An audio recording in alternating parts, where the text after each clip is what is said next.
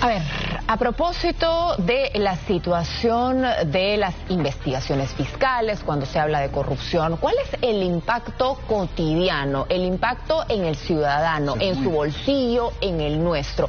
Hemos hecho justamente con Paola del Carpio el ejercicio para resolver esta situación y entender por qué la corrupción, grande, pequeña, micro, nos afecta muchísimo. ¿Cómo estás, Paola? Hoy no has venido al estudio a acompañarnos. ¡Qué barbaridad, Paola! ¿Dónde estás? Perdónenme, Cuéntanos. por favor. Sabemos que estás contenta, pero ¿dónde estás?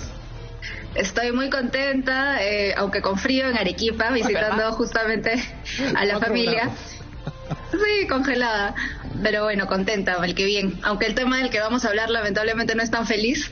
Es un problema que nos aqueja desde hace mucho tiempo y que los peruanos tenemos ya muy identificado como uno de los principales problemas del país. La pregunta de fondo, como bien dice Lorena, ¿cómo nos impacta en nuestro día a día? ¿Por qué los ciudadanos estamos realmente afectados, directamente afectados por el avance de la corrupción en el Estado y en otras esferas también? Mira, comencemos con que creo que nos queda claro a todos que los recursos no nos sobran en el Perú y sin embargo se pierden anualmente, bueno, lo vamos a ver, ¿no? Pero se pierden miles de millones de soles anualmente por esto. Y en la práctica lo que implica es que el dinero se destina a actividades menos prioritarias, a contratos de menor calidad. Por ejemplo, cuando vemos casos de corrupción con obras públicas, esto significa menos calidad de servicios públicos para el ciudadano. Incluso cuando hay programas sociales, por ejemplo, puede haber más filtraciones. O sea, la corrupción termina afectándonos por varias esferas, ¿no? Y un poco lo que mencionaba podemos ver en este gráfico, ¿no? Más de la mitad de los peruanos considera que entre los principales problemas del país está la corrupción, y en realidad esa es una medición de Ipsos, pero vean la medición que vean, siempre está identificado el problema de la corrupción como uno de los principales problemas del país. Y otra cosa que resalta es que cada vez, además de la corrupción, se está haciendo más importante el tema del costo de vida para las personas, ¿no? Entonces, pasando al siguiente tema, ¿no? Todos sabemos, ¿no? La corrupción es perjudicial, nos molesta muchísimo porque nuevamente no nos sobra el dinero. Pero ¿cuánto nos cuesta realmente? ¿No? La Contraloría ha hecho algunos cálculos con cifras del año 2020 y ha encontrado que la corrupción y la inconducta funcional nos han costado más de 22.000 millones de soles en el año 2020. Estamos hablando del año de la pandemia. No sé si por ahí está un gráfico con un mapita que mandé, pero ahí no hay problema. ¿Les cuento? Está en pantalla. No, hay uno que se ven las regiones, los niveles de corrupción por región, pero no se preocupen, yo les voy contando.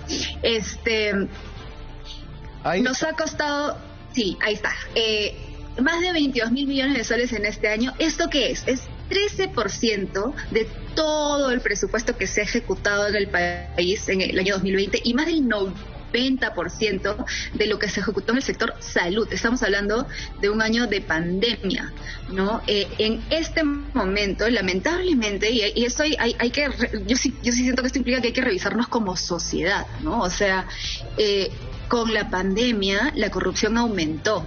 Actualmente el Ministerio Público tiene más de 2.000 nuevos casos de corrupción asociados a pandemia.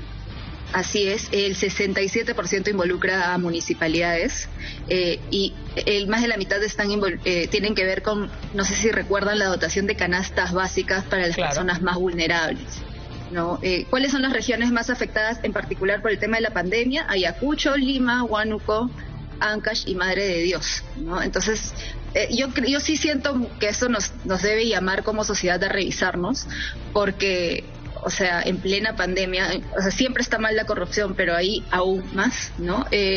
Y bueno, viendo el tema del mapa que les decía, ¿no? La corrupción afecta de manera diferenciada a las regiones, ¿no? Según la medición de la Contraloría, 13 de nuestras 25 regiones tiene el nivel más alto de corrupción posible, que es más del 15% Paola, del presupuesto. Preocupante lo que nos cuentas, que incluso a partir de la pandemia, en algunas regiones, en algunos campos, aumenta la corrupción.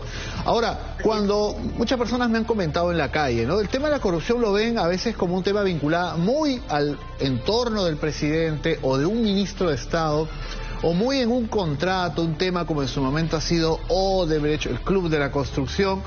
Pero lo que tú nos estás mostrando y con tu ojo de economista es que la corrupción está en todo el sistema, desde la municipalidad, gobierno regional, desde la oficina más pequeña en el Estado, puede haber corrupción. ¿Puedes ayudarnos a aterrizar este tema? Claro, esto puede ser desde los trámites más pequeños y por eso yo mencionaba que tenemos que revisarnos como sociedad. Es verdad, puede tener que ver con grandes contratos, como lo que mencionabas de Odebrecht, grandes contratos que son miles de millones de soles que se pierden. Pero también tiene que ver con pagar una pequeña coima para obtener un beneficio personal. Y esas cosas van sumando y en la práctica lo que significa es que nosotros vamos deteriorando los servicios que se nos ofrecen a nosotros mismos, ¿no? Y lamentablemente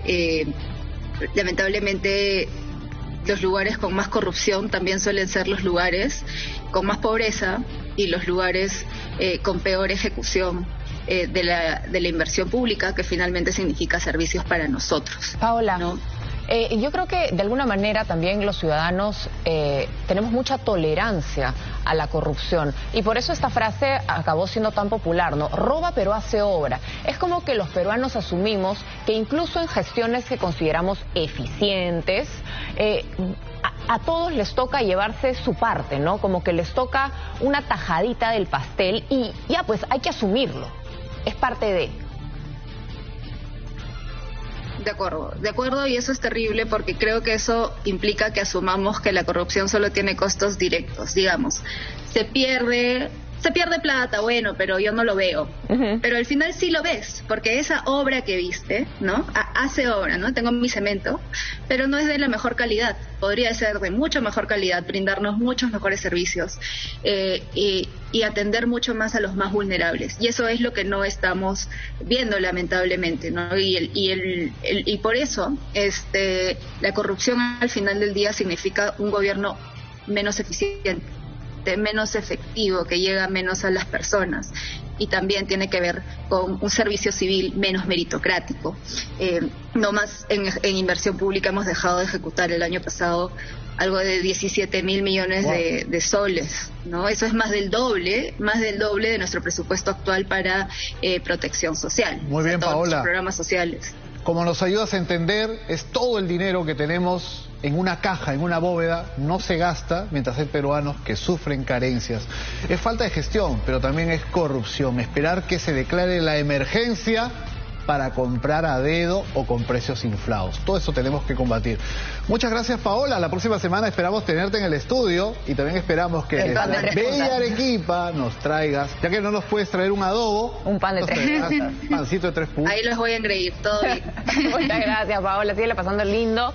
Y bueno, vamos a dejar este tema. Por eso es que nuestra campaña Te Estamos Mirando apunta a eso, a mirar no solamente la gran corrupción, sino esas pequeñas cositas que hacen que no tengamos pistas de calidad, veredas, escuelas, maestros, en fin, lo que vemos en el día a día.